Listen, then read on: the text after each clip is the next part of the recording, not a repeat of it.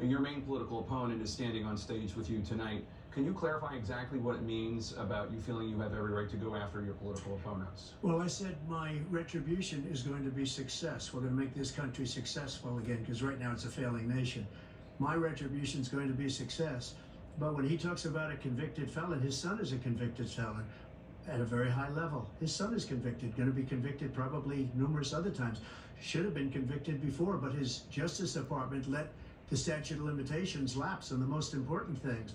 But he could be a convicted felon as soon as he gets out of office. Joe could be a convicted felon with all of the things that he's done. He's done horrible things. All of the death caused at the border, telling the Ukrainian people that we're going to want $1 billion or you change the prosecutor. Otherwise, you're not getting $1 billion. If I ever said that, that's quid pro quo. That we're not going to do anything. We're not going to give you $1 billion unless you change your prosecutor having to do with the son.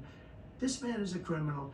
This man, you're lucky. You're lucky. I did nothing wrong. We'd have a system that was rigged and disgusting. I did nothing wrong. Thank you, President Trump. President Biden, you have said, I'm coming right to you, sir. You want to respond? Go ahead. I'll give you a minute to respond.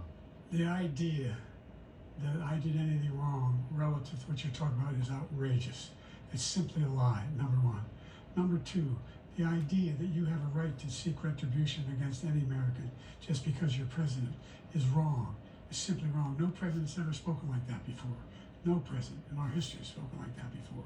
Number three, the crimes that you are still charged with, and think of all the civil penalties you have. How many billions of dollars do you owe in civil penalties for molesting a woman in public, for doing a whole range of things, of having sex with a porn star on the night while your wife was pregnant? I mean, what are you talking about? You have the morals of an alley cat. Give you a minute, sir. I didn't have sex with a porn star, number one. Number two, that was a case that was started and moved. They moved a high-ranking official, a DOJ, into the Manhattan DA's office to start that case. That case is going to be appealed and won. We had a very terrible judge, a horrible judge, Democrat. The prosecutor were all high-ranking Democrats, appointed people, and both the civil and the criminal. He basically went after his political opponent because he thought it was going to damage me. But when the public found out about these cases, because they understand it better than he does, he has no idea what these cases are. But when they found out about these cases, you know what they did? My poll numbers went up, way up. You know that because you're reporting it. And we took in more money in the last 2 weeks than we've ever taken in the history of any campaign. I don't think any campaign has ever taken. Hundreds of millions of dollars came pouring in because the public knows it's a scam and it's a guy that's after his political opponent because he can't win fair and square. Thank you, President Trump. President Biden, you have said, quote, Donald Trump and his MAGA Republicans are determined to destroy American democracy.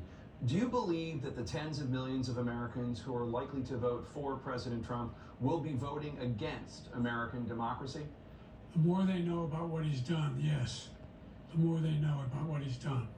And there's a lot more coming. He's got a lot of cases down the road coming out. He's got a whole range of issues he has to face.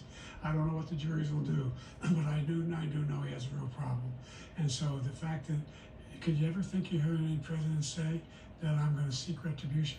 Did you ever hear any presidents say that I thought Hitler had some good ideas? What got me involved to run in the first place after my son had died, I decided in Iraq, because of Iraq, I said I wasn't going to run again until I saw what happened in Charlottesville, Virginia. People coming out of the woods carrying swastikas on torches, and singing the same anti-Semitic bile they sang when back in Germany.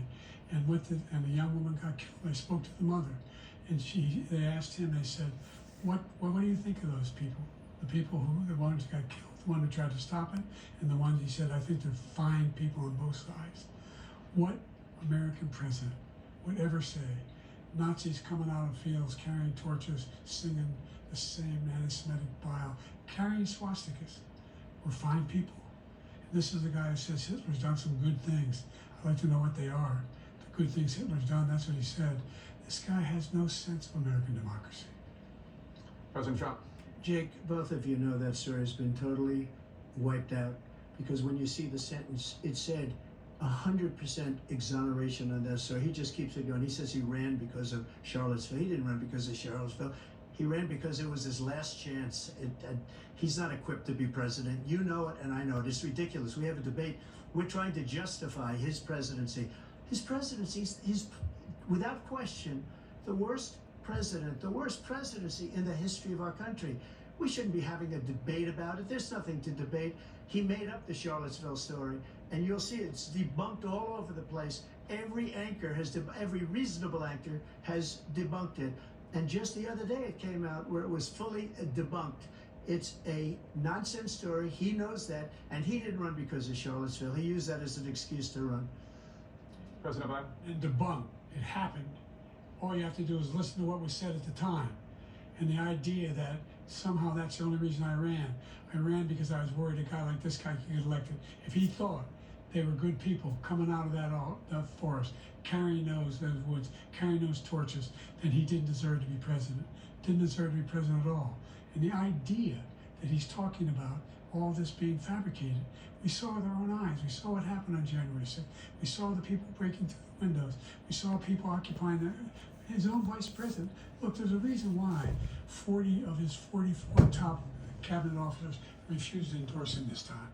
His vice president hasn't endorsed him this time. So why? Why? They know him well. They serve with him. Why are they not endorsing him? Thank you, President Biden. We're going to be right back with more from the CNN presidential debate.